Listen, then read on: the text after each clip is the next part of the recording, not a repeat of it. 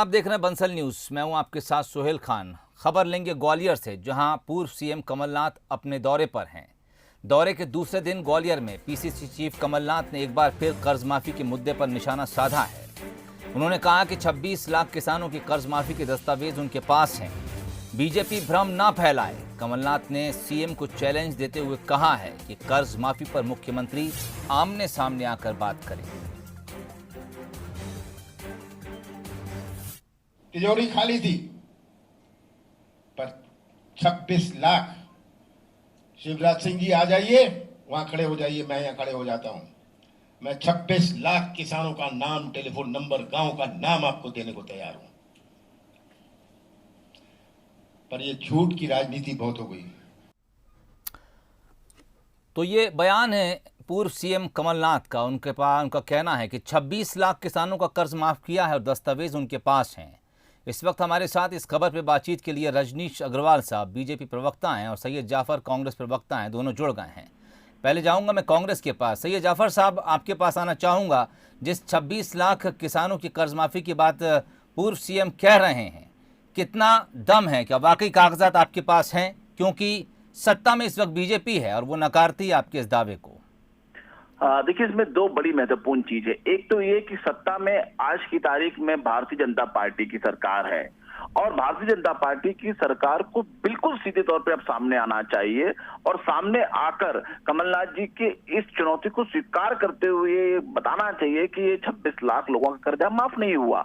हम बयानबाजी करें या भारतीय जनता पार्टी बयानबाजी करे, इससे किसानों का फायदा नहीं होने वाला।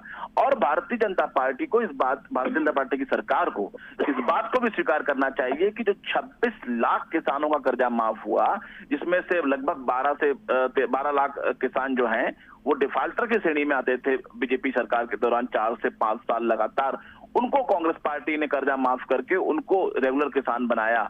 और हिंदुस्तान में पहली बार जो एनपीए खाते हैं उसके अलावा चालू खाते कभी भी कर्ज माफी की श्रेणी में नहीं आते हैं, वो चालू खातों को भी कर्ज माफी किया। ये बिल्कुल चुनौती भारतीय जनता पार्टी को स्वीकार करना चाहिए।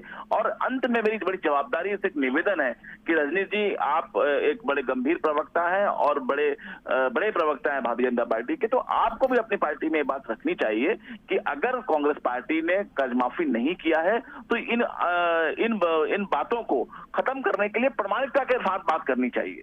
जी रजनीश साहब, देखिए, ये झूठ लगातार कांग्रेस ने अपने शासन में 15 महीनों में फैलाया और इसको बार बार भारतीय जनता पार्टी ने विधानसभा के सत्रों के दौरान कांग्रेस की सरकार, कमलनाथ जी मुख्यमंत्री, इनके इन दावों को बखिया उधेड़ी। लिखित दस्तावेजों में, प्रश्नोत्तर में मौजूद हैं, विधानसभा के रिकॉर्ड में मौजूद हैं, वित्तीय दस्तावेज में मौजूद हैं। फिर राजनीतिक तौर पर जब लोकसभा का चुनाव आया तो लोकसभा चुनाव में इसी मुद्दों पर कांग्रेस वोट बटोरना चाहती थी, उसको करारा जवाब किसानों ने दिया। भारतीय जनता पार्टी ने यही मुद्दा उठाया कि आपने वादा किया था कर्जा माफी का, आपने किसी किसान का 2 लाख तक का कर्जा माफ नहीं किया।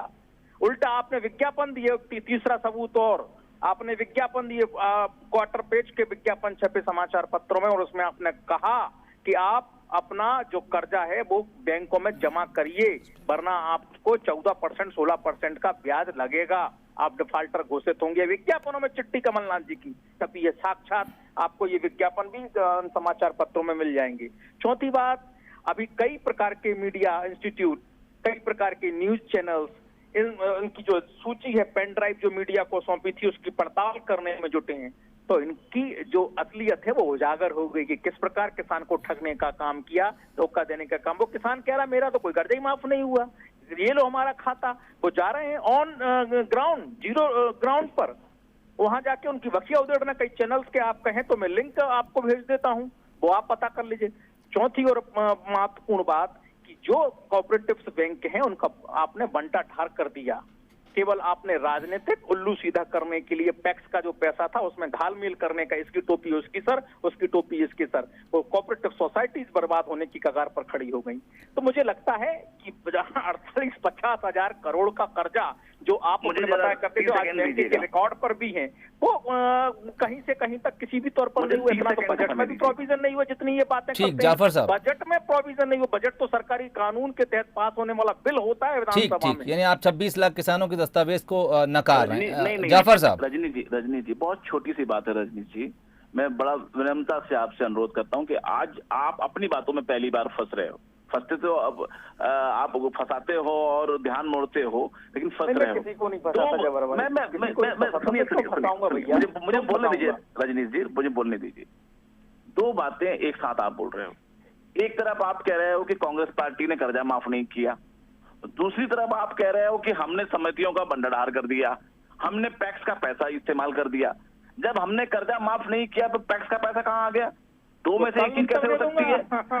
नहीं, रुकिए तो लेना कि ये कौन सा घालमेल किया है नहीं, तो इसका मतलब नहीं, सुनिए तो रजनीश जी, अगर हमने घालमेल किया, मान लो कांग्रेस सरकार ने घालमेल किया, इसका मतलब घालमेल करके कर्जा तो माफ किया नहीं, तो आप पहले ये मान लो। और अगर कर्जा घालमेल करके किया तो घालमेल करने वाले अधिकारियों को, मंत्रियों को आप सजा दीजिए। खाते में कोई पैसा नहीं, उनके खाते में उनको पैसा कुछ नहीं। ठीक, मुझे लगता है कि जाफर साहब, अगर कांग्रेस के पास दस्तावेज हैं और आप उन तमाम 26 लाख किसानों को जानते हैं मध्य प्रदेश में जिसका कर्जा आपकी सरकार में माफ किया गया, तो यकीनन वो किसान भी आपको जानते होंगे। ऐसे में अब आखिरी फैसला वोटर करेगा। आप अपने दस्तावेज लेकर, अपने दावे लेकर मैदान में जाइए। बीजेपी अगर आपके दावे को नकारती है तो उसे भी उन तमाम किसानों के सामने जाना होगा जिन 26 लाख किसानों का जिक्र आप कर रहे हैं। बहरहाल देखना होगा अब ये कर्ज माफी का जो राजनीति है, जो वार पलटवार है, वो आने वाले उपचुनाव में किस तरह से असर डालता है। आप दोनों मेहमानों का बहुत बहुत शुक्रिया तमाम बातचीत के लिए। इधर कमलनाथ ने इशारों में सिंधिया पर भी हमला बोल दिया है। उन्होंने फिर से दोहराया है कि वो ना प्रदेश अध्यक्ष के कैंडिडेट थे, ना ही मुख्यमंत्री पद के थे, लेकिन हाईकमान ने उन्हें मध्य प्रदेश में ये जिम्मेदारी दी है।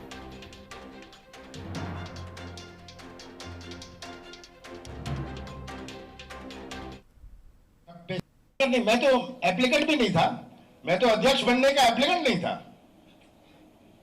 मुझे तो कहा गया आप जाइए, साल भर मुझे क्या कर रही है, अरे जाइए, अरुण जानता है, मैं तो एप्लीकेंट नहीं था, मैं चीफ